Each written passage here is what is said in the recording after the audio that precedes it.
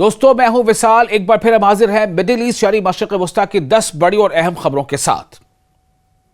Iran ने America को फिर कड़ी चेतावनी दी है।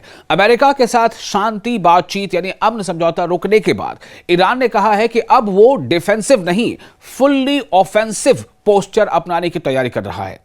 तेहरान ने कहा है कि अगर अमेरिका कुछ हफ्तों में जून के समझौते को लागू नहीं करता तो वो हॉर्मुज़ स्ट्रेट और पूरे इलाके में सैन्य कार्रवाई बढ़ा सकता है। अमेरिका ने फिलहाल उस इंटरिम डील को आगे बढ़ाने से इनकार कर दिया है। ट्रंप ने ओमान को भी धमकी दे दी।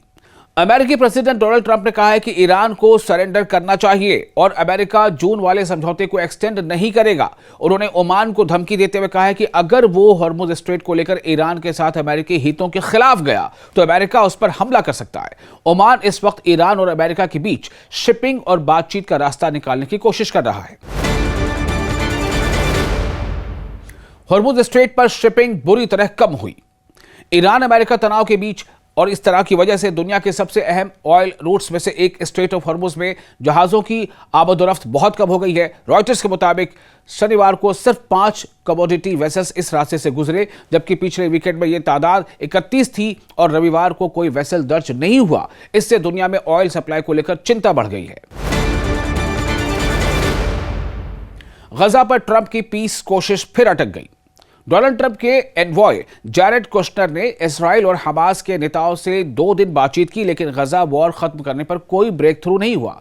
इजराइल का कहना है कि हमास के पूरी तरह हथियार डालने से पहले उसकी सेना गजा से नहीं हटेगी, जबकि हमास पहले इजरायली अटैक्स और मिलिट्री प्रेजेंस खत्म करने की मांग कर रहा है। दोनों फरीक के बीच इसी बात पर सबसे बड़ा डिसएग्रीमेंट बना हुआ है।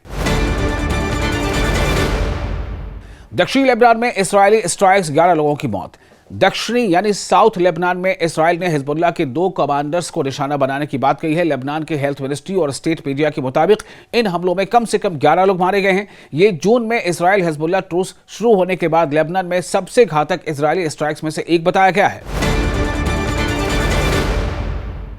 लाल सागर में सऊदी जहाजों पर हौसी हमले का दावा।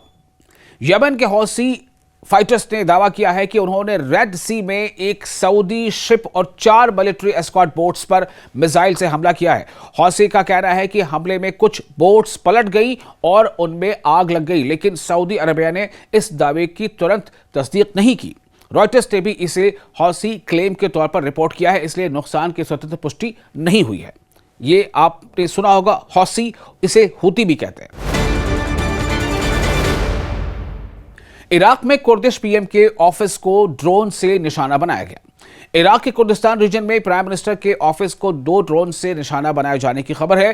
कुर्दिश सिक्योरिटी एजेंसी के मुताबिक ड्रोन्स ईरान की टेरिटरी से लॉन्च हुए, लेकिन हमले में किसी की मौत नहीं हुई। ईरान ने इस हमले की जिम्मेदारी मंजूर नहीं की है, इसलिए लॉन्च के सोर्स को अभी एक फरीक के इल्जाम के तौर पर देखना चाहिए। कतर और ईरान में लापता पायलट्स को लेकर विवाद। कतर ने ईरान के इस इल्जाम को खारिज कर दिया है कि उसने ईरानियन पायलट्स को हिरासत में रखा है।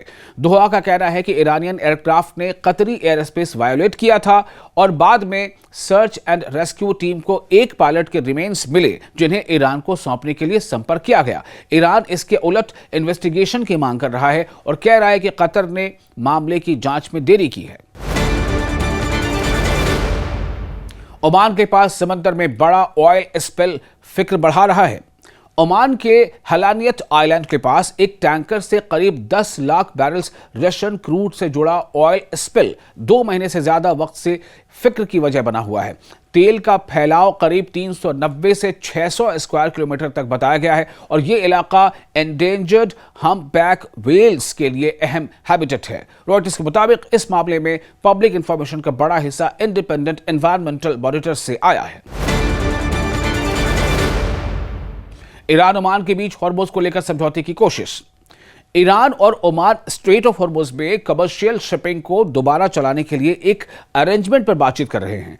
ईरान का कहना है कि दोनों साइड्स ट्रांजिट रूट के मैप पर अंडरस्टैंडिंग तक पहुंच गए हैं और अब डिटेल्स फाइनल की जा रही है, लेकिन इसी प्रोसेस को लेकर डोनाल्ड ट्रंप ने ओमान पर दबाव और मिलिट्री एक्शन की धमकी दे दी है, जिससे डिप्लोमेसी और मुश्किल हो गई है।